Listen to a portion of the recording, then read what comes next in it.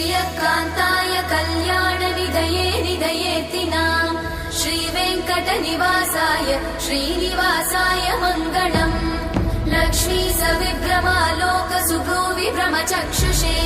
चक्षुषे सर्वलोकानां वेङ्कटेशाय मङ्गलम् श्रीवेङ्कटाद्रिशृङ्गाग्रमङ्गलाभरणाङ्गये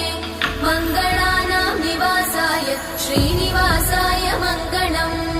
सर्वावयव सौन्दर्य सम्पदा सर्वचेतसां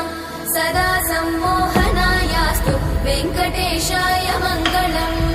नित्याय निरवध्याय सत्यानन्दचिदात्मने सर्वान्तरात्मने श्रीमद् वेङ्कटेशाय मङ्गलम् स्वतः सर्वविदे सर्वशक्तये सर्वशेषिने सुलभाय सुशीलाय वेङ्कटेशाय मङ्गलम्।